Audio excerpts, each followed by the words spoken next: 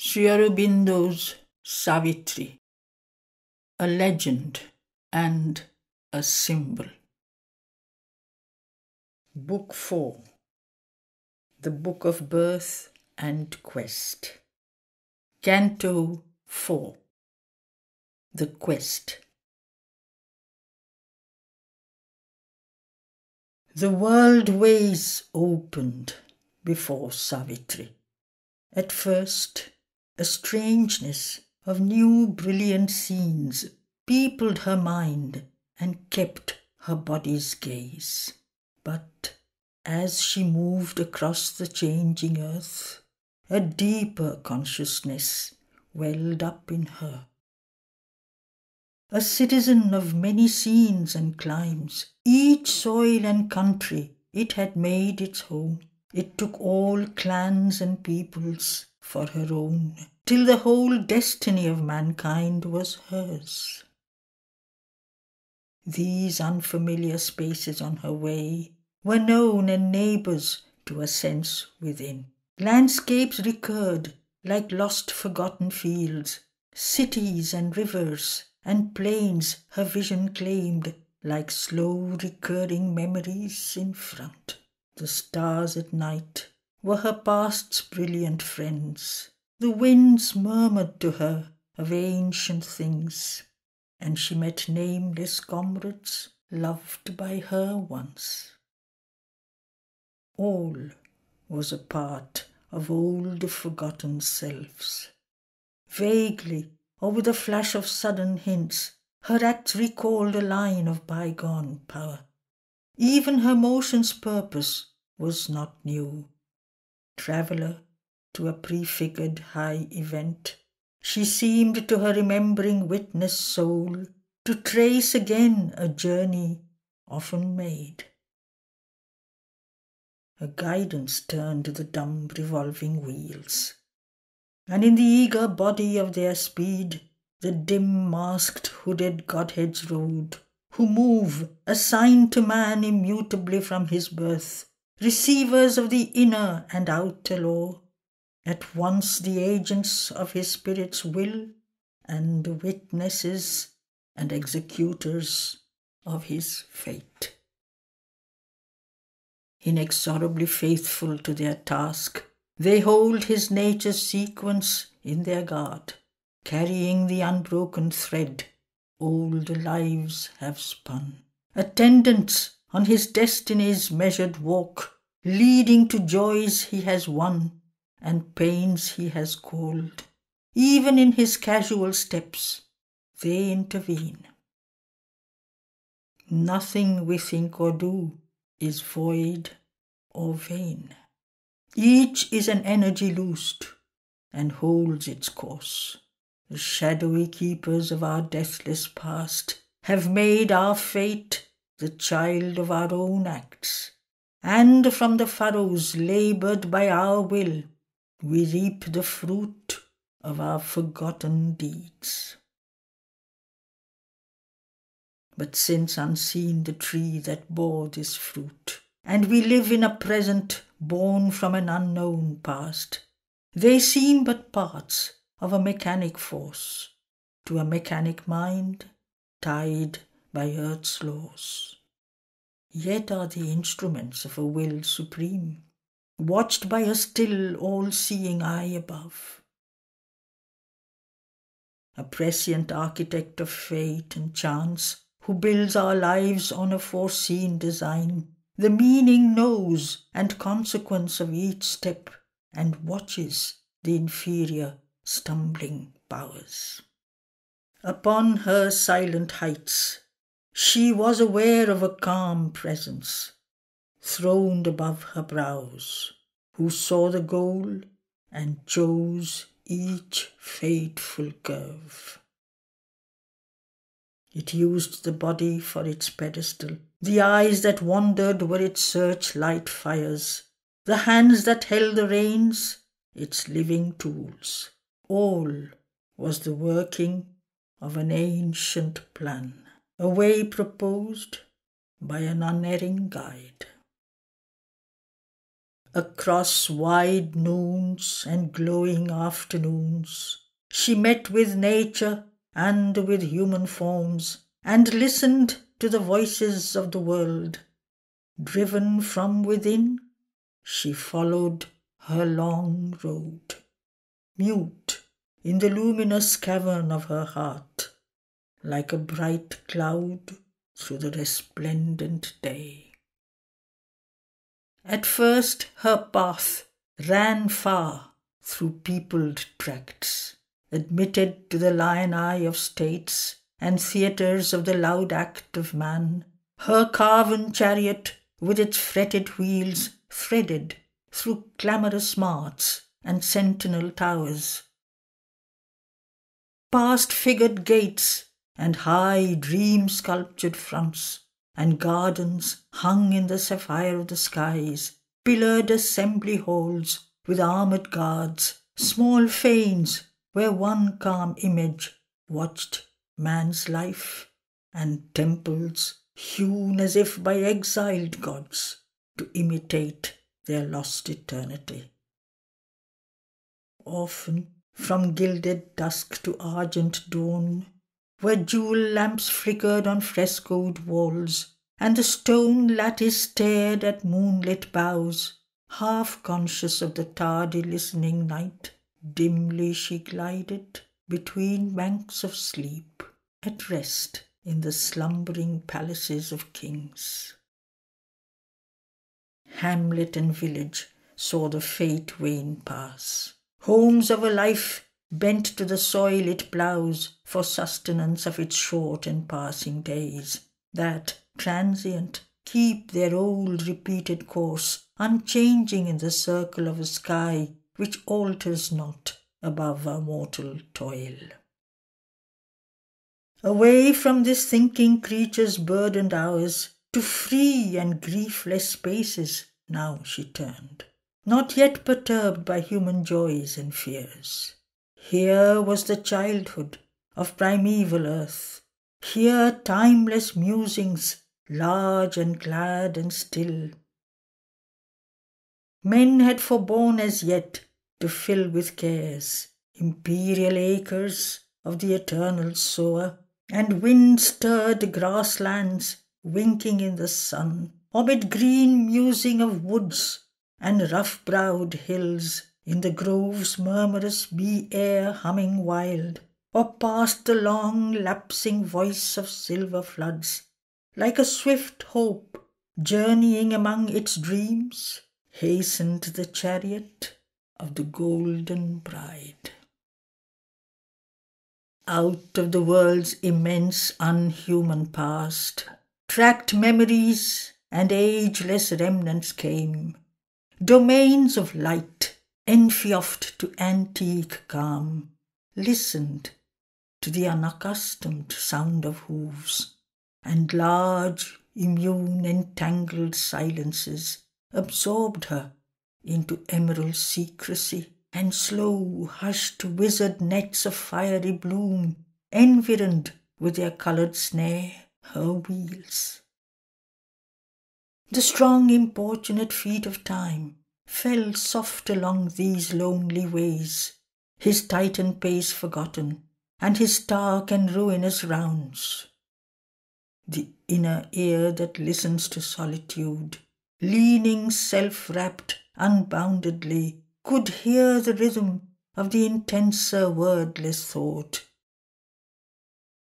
that gathers in the silence behind life, and the low, sweet, inarticulate voice of earth, in the great passion of her sun-kissed trance, ascended with its yearning undertone.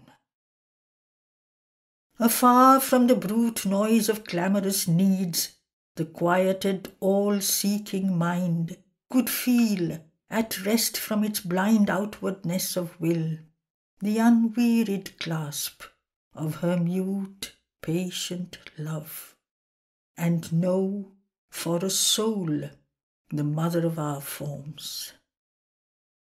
This spirit, stumbling in the fields of sense, this creature bruised in the mortar of the days, could find in her broad spaces of release. Not yet was a world all occupied by care. The bosom of our mother kept for us still her austere regions and her musing depths, her impersonal reaches, lonely and inspired, and the mightinesses of her rapture haunts.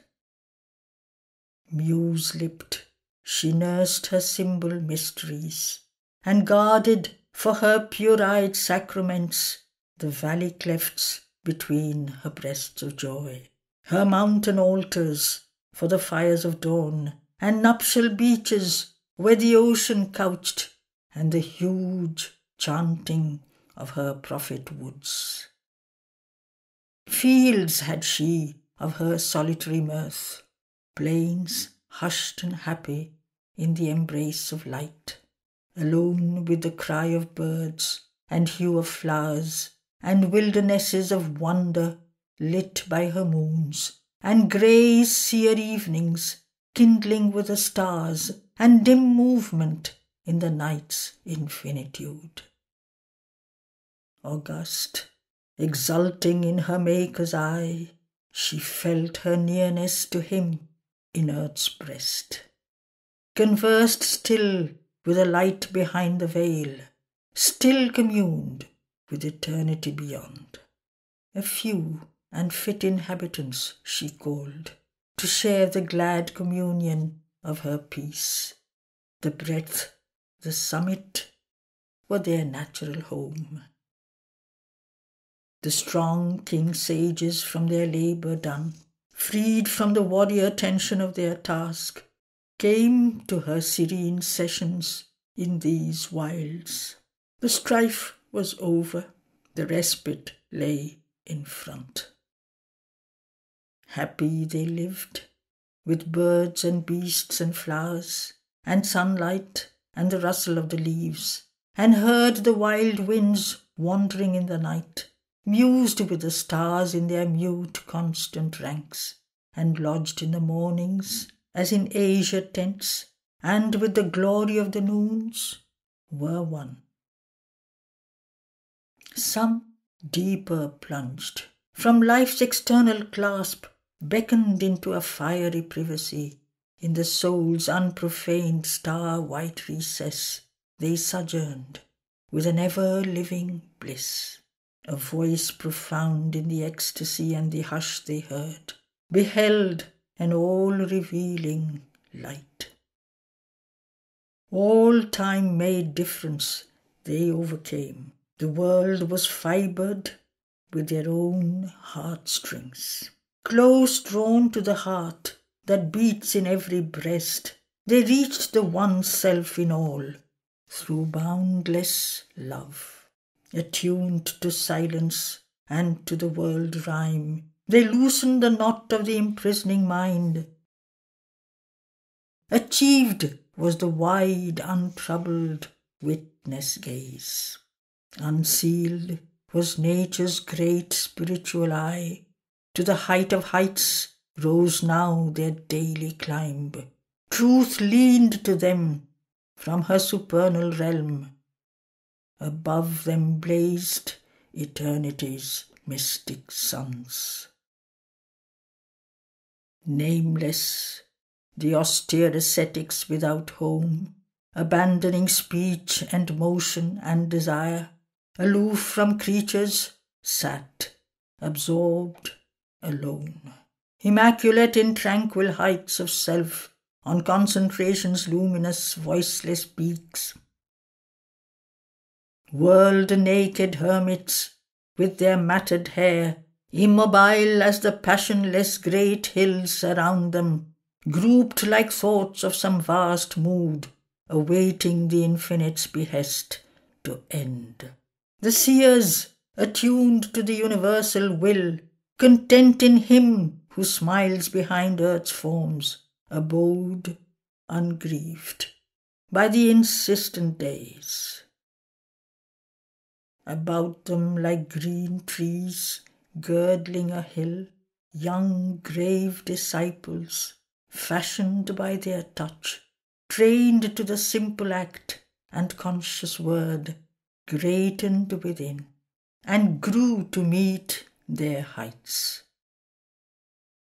Far wandering seekers on the Eternal's path brought to these quiet founts their spirits' thirst, and spent the treasure of a silent hour, bathed in the purity of the mild gaze that, uninsistent, ruled them from its peace, and by its influence found the ways of calm. The infants of the monarchy of the worlds, the heroic leaders of a coming time, king children nurtured in that spacious air, like lions gambolling in sky and sun, received half-consciously their godlike stamp.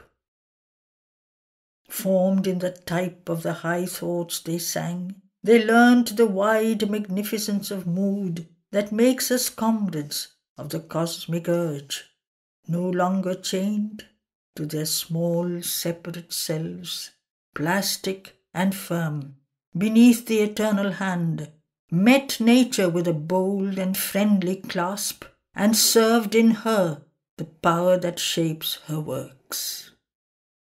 One-souled to all, and free from narrowing bonds, large like a continent of warm sunshine, in wide equality's impartial joy, these sages breathed for God's delight in things, assisting the slow entries of the gods, sowing in young minds immortal thoughts, they lived, taught the great truth to which man's race must rise, or open the gates of freedom to a few.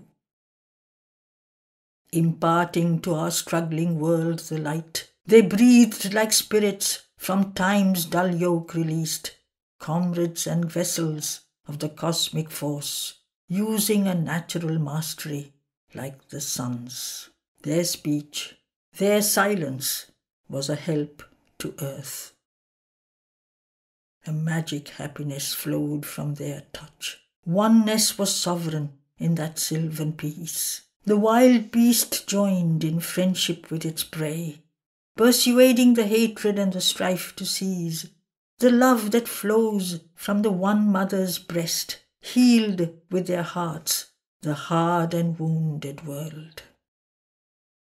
Others escaped from the confines of thought to where mind motionless sleeps, waiting light's birth, and came back quivering with a nameless force, drunk with the wine of lightning in their cells, intuitive knowledge leaping into speech, seized, vibrant, kindling with the inspired word, hearing the subtle voice that clothes the heavens, carrying the splendor that has lit the suns. They sang infinity's names and deathless powers in meters that reflect the moving worlds.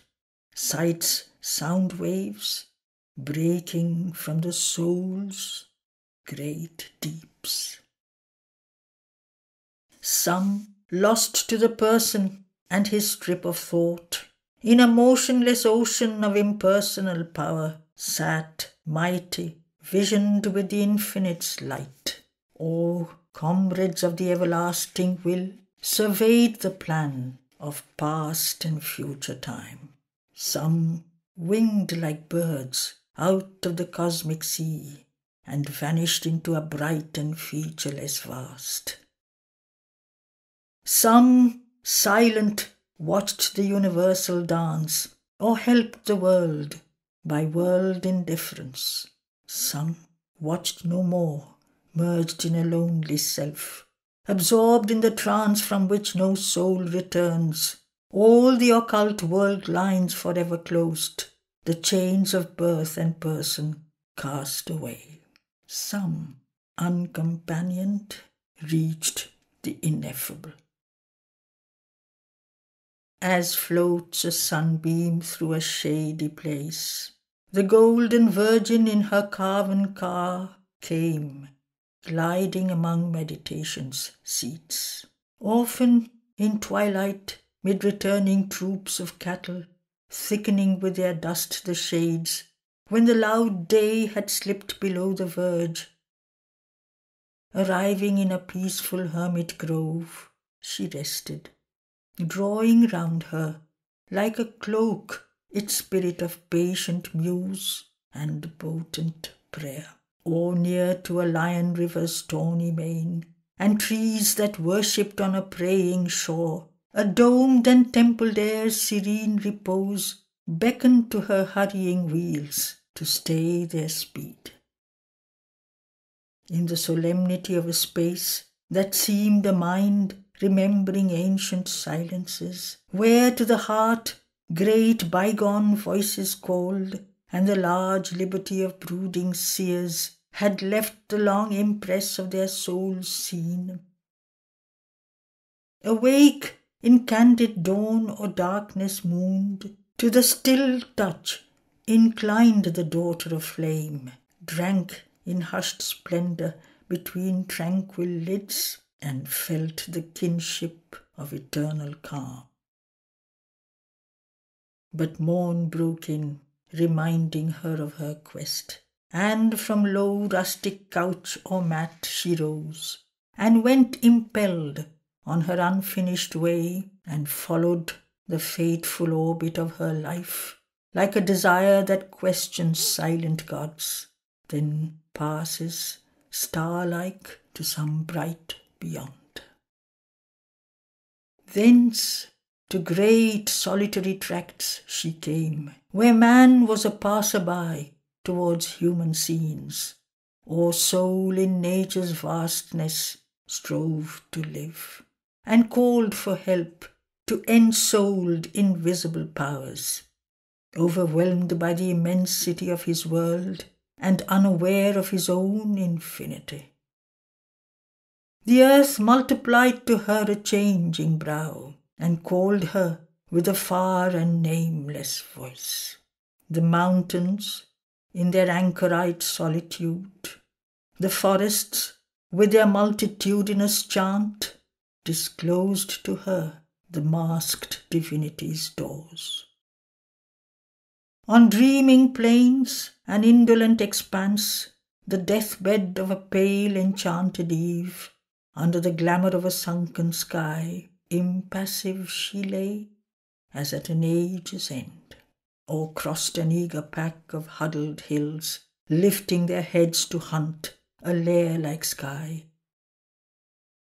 or travelled in a strange and empty land, where desolate summits camped in a weird heaven, mute sentinels beneath a drifting moon, or wandered in some lone tremendous wood, ringing forever with the cricket's cry, or followed a long glistening serpent road through fields and pastures lapped in moveless light, or reached the wild beauty of a desert space where never plough was driven nor herd had grazed, and slumbered upon stripped and thirsty sands amid the savage wild beast night's appeal.